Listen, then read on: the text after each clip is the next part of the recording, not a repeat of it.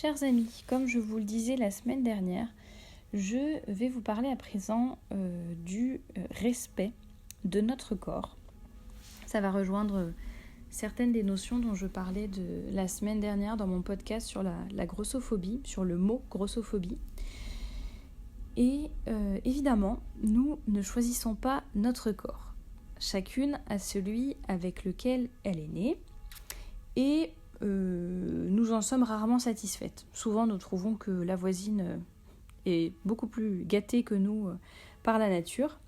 À mon avis, nous passons davantage de temps à critiquer notre corps, à lui trouver des défauts, à le malmener, plutôt que de le chérir, de le regarder de façon positive comme notre meilleur allié avec lequel nous sommes coincés, j'allais dire jusqu'à ce que mort s'en suive. Nous sommes corps et âme.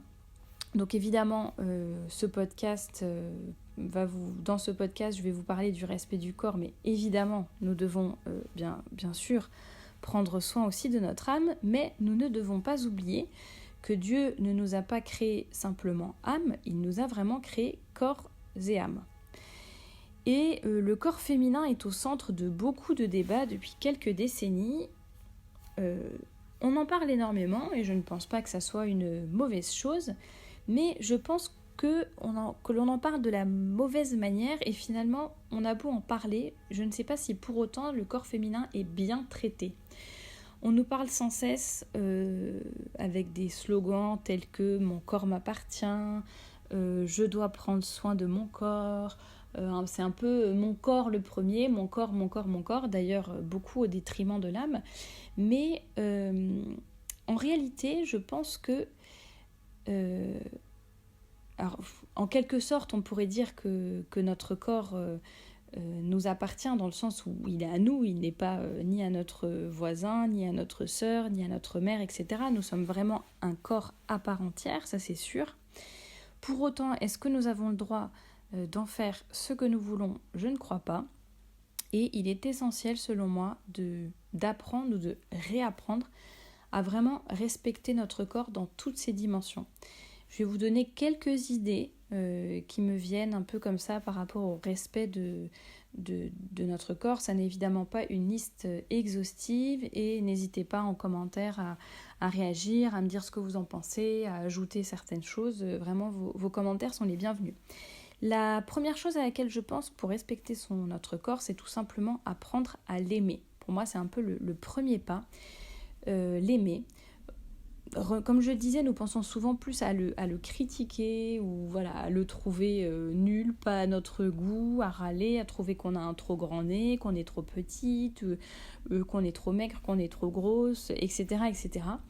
Apprenons vraiment à l'aimer, à remercier le bon Dieu pour ce qu'il nous a donné. C'est le bon Dieu qui, dans sa grande bonté, nous a donné ce corps, qui nous a donné la santé, qui nous a donné ce corps qui fonctionne, qui nous permet de mettre au monde des enfants par exemple, de faire beaucoup de choses chaque jour, de nous donner aux autres, etc. Je pense qu'il est vraiment important d'être un peu dans le remerciement et aussi ne pas être dans la comparaison permanente. Comme je vous le disais, voilà, on a tendance toujours à se comparer à la voisine, à la copine, à la famille, etc. Donc vraiment, essayons plutôt de repérer nos points forts, nos propres points forts et de vraiment miser dessus. Le deuxième point par rapport au respect de notre corps serait évidemment de bien l'entretenir. C'est un peu comme une machine qu'il faut nettoyer, qu'il faut huiler. Voilà, on fait un peu la révision chaque année, etc. Bon, évidemment, nous, c'est pas une révision annuelle qu'il nous faut et nous ne fonctionnons pas exactement comme une machine, mais pour autant, il faut vraiment savoir prendre soin de notre corps. Tout d'abord par rapport à notre alimentation, tout simplement. J'en ai déjà parlé dans plusieurs articles. Une alimentation saine et équilibrée va déjà nous permettre de bien entretenir notre corps, de rester en bonne santé, d'éviter évidemment certaines maladies, d'être plus résistante aux microbes, d'avoir un meilleur système immunitaire. En prendre soin également par rapport à tout simplement à notre beauté physique, tout simplement, que ce soit pour le laver, pour le parfumer, pour nous épiler, etc., etc. Le faire vraiment avec des produits les plus naturels possibles, éviter au maximum la chimie. De même sur ce sujet, j'ai déjà fait vraiment plusieurs articles.